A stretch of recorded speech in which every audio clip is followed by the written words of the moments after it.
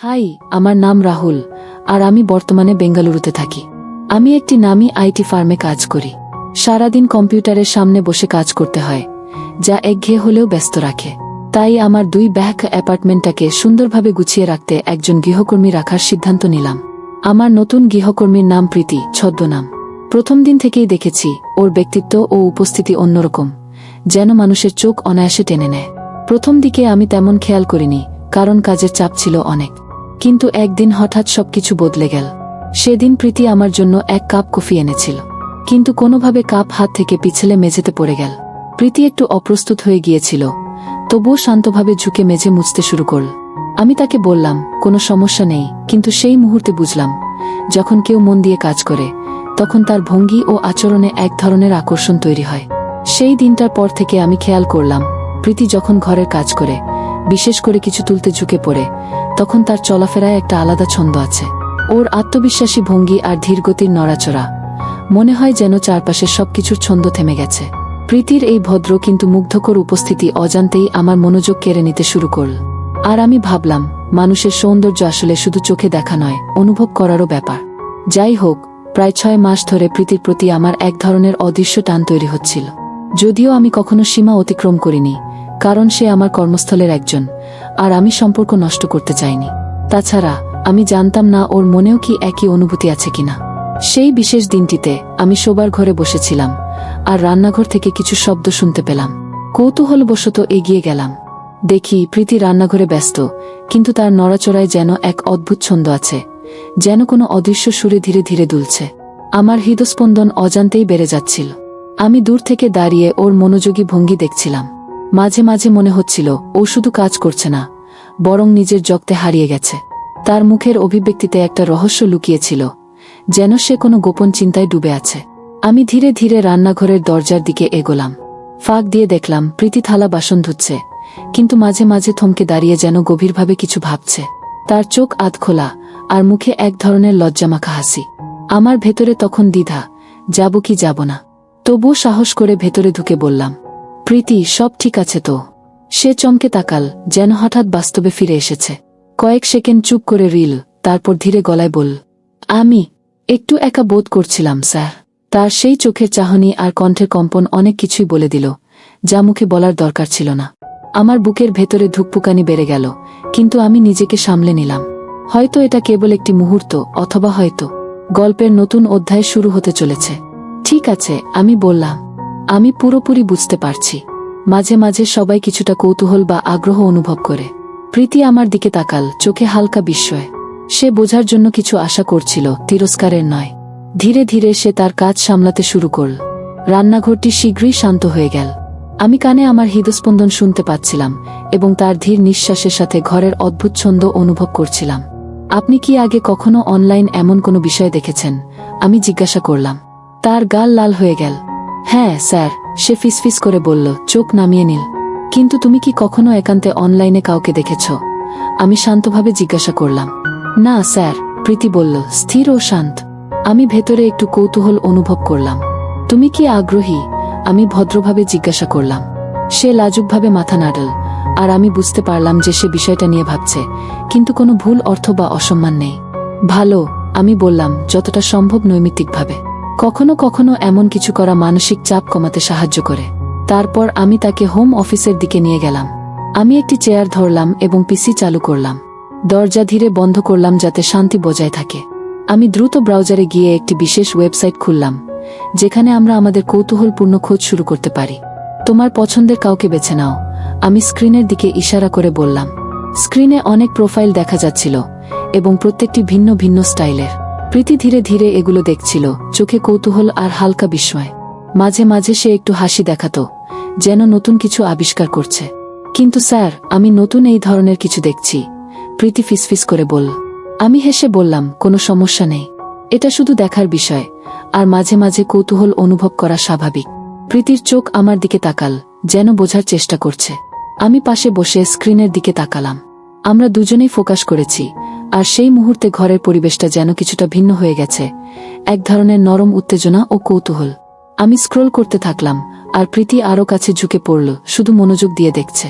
স্ক্রিনে একটি প্রোফাইল দেখলাম, যার ছবি ও স্টাইল কিছুটা আলাদা। প্রীতি তার প্রতিটি ছবি মনোযোগ দিয়ে দেখছিল, মাঝে মাঝে হাসি, মাঝে মাঝে অবাক চেহারা। চলো একটু গল্প করি, আমি প্রস্তাব দিলাম। আমরা স্ক্রিনে থাকা একটি বিশেষ অনলাইন প্ল্যাটফর্ম খুললাম, যেখানে আমরা কেবল কথোপকথন এবং ছোট ইন্টারঅ্যাকশন করতে পারি। হাই, আমি রাহুল, আর এ আমার বন্ধু প্রীতি, আমি বললাম, ভদ্রভাবে পরিস্থিতি শিথিল করার চেষ্টা করে। প্রীতি ধীরে ধীরে অভ্যস্ত হচ্ছিল। সে কিছুটা নার্ভাস, কিন্তু কৌতূহল ও আগ্রহ স্পষ্ট।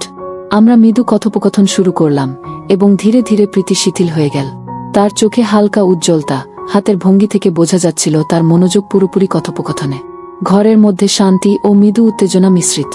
আমরা দুজনই কেবল কথোপকথন এবং ইন্টারঅ্যাকশনে মনোনিবেশ করছিলাম, এবং স্ক্রিনের মাধ্যমে নতুন বিষয় আবিষ্কারের আনন্দ অনুভব করছিলাম। প্রীতির চোখ স্ক্রিনে আটকে ছিল, আর তার ছোট ছোট অঙ্গভঙ্গি দেখেই বোঝা যাচ্ছিল সে গভীরভাবে মনোযোগ দিচ্ছে। তার মুখে হালকা লালিমা, চোখে বিস্ময় এবং কৌতূহল, সব মিলিয়ে ঘরটা যেন নতুন রঙে ভরে উঠেছে। আমি নিজেও খেয়াল করলাম, আমরা দুজনেই কিছুটা উত্তেজিত, কিন্তু এটা পুরোপুরি মানসিক, কৌতূহল এবং রহস্যময় অনুভূতি। আমরা স্ক্রিনে থাকা বিষয়গুলো পর্যবেক্ষণ করছিলাম, এবং প্রীতি ধীরে ধীরে অনলাইন প্ল্যাটফর্মের প্রতিটি ধাপ দেখছিল। শুধু দেখো আর শিখো, আমি ভদ্রভাবে বললাম, যেন এটি একটি নতুন অভিজ্ঞতা। প্রীতি মনোযোগীভাবে স্ক্রিনের দিকে তাকিয়েছিল, হাতগুলো শুধু ডেস্কে রেখে। তার চোখে কৌতূহল স্পষ্ট, এবং প্রতিটি ছোট নড়াচড়া তার আগ্রহকে আরও বাড়াচ্ছিল। স্ক্রিনের অন্য প্রোফাইলের গল্পগুলো দেখার সময় আমরা দুজনেই কিছুটা বিস্মিত এবং আনন্দিত বোধ করছিলাম। প্রতিটি ক্লিক একটি নতুন তথ্য বা আচরণকে উন্মোচিত করছিল। প্রীতি ধীরে ধীরে আগ্রহী হয়ে উঠছিল, কিন্তু সবকিছু সীমার মধ্যে এবং নিরাপদভাবে ঘটছিল। আমরা পাশে বসে স্ক্রিনের দিকে মনোযোগ দিচ্ছিলাম, আর ঘরে বিরামহীন উত্তেজনার পরিবর্তে একটি কৌতূহল ও রহস্যময় আবহ তৈরি হচ্ছিল। এটি ছিল শুধু নতুন কিছু শেখার আনন্দ, এবং আমাদের মধ্যে ধীরে ধীরে মানসিক বন্ধন গড়ে উঠছিল। প্রীতির চোখ স্ক্রিনের দিকে আটকে ছিল, আর সে খুব মনোযোগ দিয়ে নতুন কিছু দেখছিল। তার মুখে হালকা লালিমা, চোখে বিস্ময় এবং কৌতূহল, ঘরটা যেন এক নতুন আভে ভরে উঠল। আমি পাশে বসে বললাম, শুধু দেখো আর শিখো প্রীতি, এখানে আমরা নতুন কিছু অনলাইনে দেখছি। প্রীতি মনোযোগ দিয়ে তাকাল, হালকা নার্ভাস কিন্তু কৌতূহলপূর্ণ। স্ক্রিনে থাকা গল্পগুলো ধীরে ধীরে আমাদের কৌতূহল বাড়াচ্ছিল। প্রীতি প্রতিটি ধাপ দেখছিল, মাঝে মাঝে হালকা হাসি বা বিস্ময় প্রকাশ করছিল। আমরা দুজনেই নতুন অভিজ্ঞতার আনন্দ অনুভব করছিলাম, কেবল মানসিকভাবে। আমি প্রীতিকে বললাম, যদি কিছু বোঝার প্রয়োজন হয়, আমি পাশে আছি। সে ধীরে ধীরে আরও স্বাচ্ছন্দ্যবোধ করতে শুরু করল। আমাদের মধ্যে তৈরি উত্তেজনা ছিল মানসিক ও কৌতূহলপূর্ণ, শারীরিক নয়। স্ক্রিনের গল্পগুলো দেখার সময় আমরা দুজনেই মুগ্ধ বোধ করছিলাম। প্রতিটি ক্লিক নতুন কৌতূহল ও অজানা বিষয় উন্মোচিত করছিল। প্রীতি ধীরে ধীরে আরও মনোযোগী হয়ে উঠছিল, কিন্তু সবকিছু সীমার মধ্যে, নিরাপদ এবং উপভোগ্য। স্ক্রিনের দিকে প্রীতির মনোযোগ ছিল গভীর। সে কিছুটা নার্ভাস, কিন্তু কৌতূহলপূর্ণভাবে নতুন অভিজ্ঞতা দেখছিল। আমি পাশে বসে বললাম, শুধু দেখো আর শিখো প্রীতি, এটা কেবল একটি নতুন ধরনের অনলাইন ইন্টারঅ্যাকশন। প্রীতি মনোযোগ দিয়ে তাকাল, মাঝে মাঝে হালকা হাসি বা বিস্ময় প্রকাশ করল। স্ক্রিনে থাকা গল্পগুলো ধীরে ধীরে আমাদের কৌতূহল বাড়াচ্ছিল। আমরা দুজনেই এই নতুন অভিজ্ঞতার মধ্যে মগ্ন, কিন্তু সবকিছু মানসিক এবং নিরাপদ। আমি প্রীতিকে বললাম, যদি কিছু বোঝার প্রয়োজন হয়, আমি পাশে আছি। সে ধীরে ধীরে আরও স্বাচ্ছন্দ্য বোধ করতে শুরু করল। আমাদের মধ্যে তৈরি উত্তেজনা ছিল কেবল মনস্তাত্ত্বিক, কোনো শারীরিক স্পর্শের জন্য নয়। স্ক্রিনের অন্য প্রোফাইল বা ইন্টারঅ্যাকশন দেখার সময় প্রীতি ধীরে ধীরে আগ্রহী হয়ে উঠছিল। তার চোখ কৌতূহলপূর্ণভাবে স্ক্রিনে আটকে থাকল, আর সে শিখছিল কিভাবে নতুন কৌশল ও পদ্ধতি দেখা যায়। আমরা দুজনেই এই নতুন অভিজ্ঞতা থেকে আনন্দ অনুভব করছিলাম, একটি নিরাপদ, সৃজনশীল ও কৌতূহলপূর্ণ শিক্ষা। শেষ পর্যন্ত আমরা শুধু কথোপকথন, পর্যবেক্ষণ এবং মানসিক উত্তেজনার মধ্য দিয়ে নতুন অভিজ্ঞতা উপভোগ করছিলাম। এই মুহূর্তটি ছিল রোমাঞ্চকর, কৌতূহলপূর্ণ, কিন্তু সম্পূর্ণ নিরাপদ। স্ক্রিনের দিকে প্রীতির মনোযোগ ছিল গভীর। সে কিছুটা নার্ভাস, কিন্তু কৌতূহলপূর্ণভাবে নতুন অভিজ্ঞতা দেখছিল। আমি পাশে বসে বললাম, শুধু দেখো আর শিখো প্রীতি, আমরা নতুন কিছু অভিজ্ঞতা অনলাইনে উপভোগ করছি। প্রীতি মনোযোগ দিয়ে তাকাল, মাঝে মাঝে হালকা বিস্ময় বা উচ্ছ্বাস প্রকাশ করল। স্ক্রিনে থাকা দৃশ্যগুলো ধীরে ধীরে আমাদের কৌতূহল বাড়াচ্ছিল। আমরা দুজনেই এই নতুন অভিজ্ঞতার মধ্যে মগ্ন, কিন্তু সবকিছু মানসিক এবং নিরাপদ। আমি প্রীতিকে বললাম, যদি কিছু বোঝার প্রয়োজন হয়, আমি পাশে আছি। সে ধীরে ধীরে আরও স্বাচ্ছন্দ্য বোধ করতে শুরু করল। আমাদের মধ্যে তৈরি উত্তেজনা ছিল মনস্তাত্ত্বিক, শারীরিক নয়। স্ক্রিনে থাকা চরিত্রগুলো নানা কর্মকাণ্ড দেখাচ্ছিল, কিন্তু আমরা তা কেবল দূরে থেকে মনোযোগ দিয়ে পর্যবেক্ষণ করছিলাম। প্রীতি ধীরে ধীরে আগ্রহী হয়ে উঠছিল, তার চোখ কৌতূহলপূর্ণভাবে স্ক্রিনে আটকে থাকল। আমরা দুজনেই এই নতুন অভিজ্ঞতা থেকে আনন্দ অনুভব করছিলাম, একটি নিরাপদ, সৃজনশীল ও কৌতূহলপূর্ণ শিক্ষা।